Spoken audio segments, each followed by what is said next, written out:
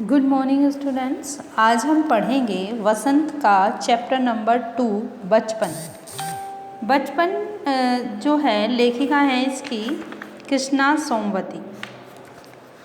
कृष्णा सोमवती ने इस चैप्टर में बचपन की बहुत सारी यादें बताई हैं, जिसमें उन्होंने वर्णन किया है कि मैं तुम्हें अपने बचपन की ओर ले जाऊंगी। अर्थात कहने का तात्पर्य है कि लेखिका जो है वो अपनी सारी बचपन की बातें इस चैप्टर में आपको बताएंगी।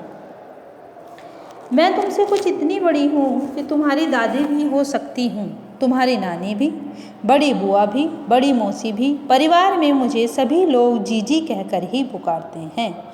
हाँ, मैं इन दिनों कुछ बड़ा यानी उम्र में सयाना महसूस करने लगी हूँ।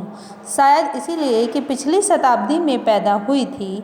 मेरे पहनने ओढ़ने में भी काफ़ी बदलाव आए। पहले मैं रंग बिरंगे कपड़े पहनती रही हूँ, नीला, जामुनी, ग्रे, काला, चॉकलेटी। अब मन कुछ ऐसा लगता है कि सफ़ेद पहनूँ। गहरे नहीं, हल्के रंग पहने। पिछले दशकों में तरह तरह की पोशाकें पहनी। पहले फ्रॉक, फिर निक्कर, वॉकर, स्कर्ट, लहंगे, गगारे, अब चूड़ीदार और घेरेदार कुर्ते। बचपन की कुछ फ्रॉक तो मुझे अब तक याद है। हल्की नीली और पीली धारी वाला फ्रॉक, गोल कॉलर और बाजू भी गोल कफ। एक हल्की गुलाबी रंग का बारीक चुन्नटों वाला घेरेदार फ्रॉक, नीचे गुलाबी रंग की फ्रिल। उन दिनों फ्रॉक के ऊपर की जेब में रुमाल और बालों में इतराते रंग बिरंगे रिबन का चलन था।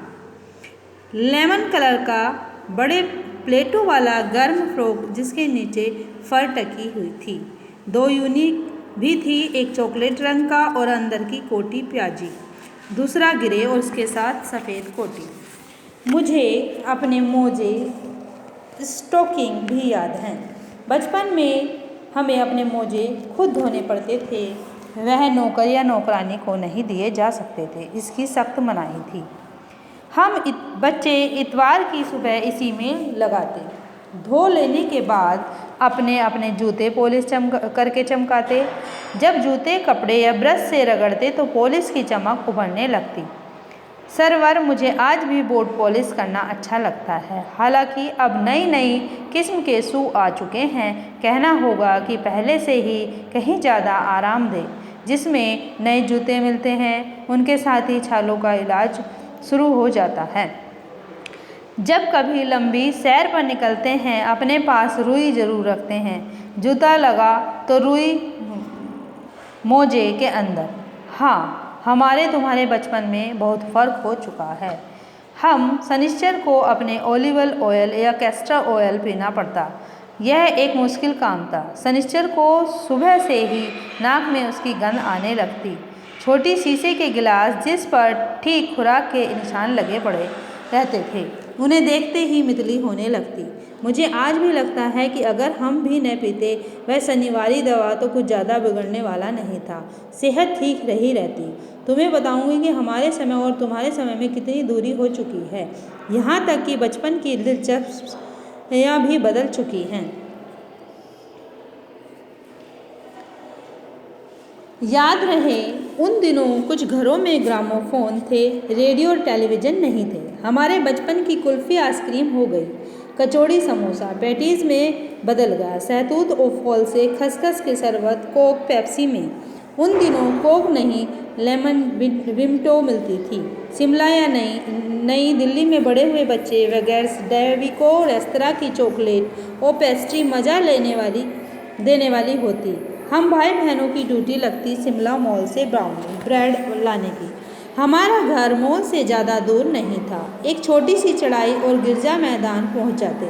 वहां से एक उतरते और मॉल पर कन्फेक्शनरी काउंटर पर तरह तरह की पेस्ट्री और चॉकलेट की खुशबू मन भावनी।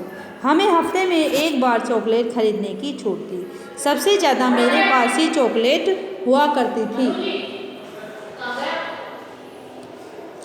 मैं चॉकलेट लेकर खड़े खड़े कभी न खाती, घर लौटकर साइन बोर्ड पर रख देती और रात के खाने के बाद बिस्तर में लेटकर मज़ा लेकर खाते। शिमला के काफल पर बहुत याद आते, खट्टे मीठे, कुछ एकदम लाल, कुछ गुलाबी, रस भरी कसमल सोचकर ही मुँह में पानी भर आए। चेस्टनट एक और गजब की चीज़, आग पर भुने जाते और फिर छिलके उतार कर मुँह में चने जोर गरम, अनारदाने का चूर्ण, हाँ चने जोर गरम की पुड़िया जो तब थी अब भी नहीं नजर आती। पुराने कागजों से बनाई हुई इस पुड़िया में निरा हाथ का कमाल है। नीचे से तिरछी लपेटते हुए ऊपर से इतनी चौड़ी कि चने आसानी से हथेली पर पहुंच जाए। एक वक्त था कि जब फिल्म का गाना चना जोर गरम बाबू में ले आए मज़ेदार चना जोर गरम उन दिनों स्कूल के हर बच्चे को आता था। कुछ बच्चे पुड़िया पर तेज मसाला वो रखवाते, पूरा गिरजा मैदान घूमने तक यह पुड़िया चलती। एक एक चना पापड़ी मुंह में डालने और कदम उठाने में खास ही तय रफ्तार थी। छुटपन में हमने शिमला रिज पर बहुत मजे किए, घोड़ों की सवारी की। शिमला के हर बच्चों को कभी न कभी यह मौका मिल ही जाता था। लेखिका ने अपने बचपन की सारी चीज़ों का वर्णन करते हुए इस लेसन में बताया है और लेखिका अपने बचपन की सारी बातें याद कर कर आप सभी के साथ अपना अनुभव बांट रही है। जब वह चाय पीकर चले गए तब मैं अपने कमरे में जाकर आईने के सामने खड़ी हो गई। एक बार आपने को देखा, ऐनक उतारी, फिर पहचानी, फिर उतारी, देखती देखती रह गई। सूरत बड़ी लंगूर की। नहीं नहीं नहीं नहीं, हाँ हाँ हाँ। मैंने अपने छोटे भाई का टोपा उतारकर सिर पर रख दिया। कुछ अजीब लगा, अच्छा भी, मजा किया भी। यह बात तब की है जब उसके चेहरे पर के साथ घुल मिल गया चश्मा। जब कभी उतरा हुआ होता तो चेहरा खाली खाली लगने लगता। याद आ गया वह टोपा, काली फ्रेम का चश्मा, लंगूर की सूरत। हाँ, इन दिनों शिमला में मैं सिर पर टोपी लगाना पसंद करती हूँ। मैंने कई रंगों की जमा कर ली है, कहाँ दुपट्टों का ओढ़ना और कहाँ सहज सहज सुलभते वाली हिमाचली टोपियाँ। अर्थात इस पूरे चैप्टर में लेखिका ने अपने बचपन की सारी बातें बताई हैं और बताया है कि वो किस किस तरीके से अपने जीवन में जीना, किस किस तरीके से वो अपने जीवन में रही। उन्हें सारी बचपन की यादें आई है। वो लेखिका चाहती है कि हम भी अपने बचपन की सारी यादों को समेट कर रखें।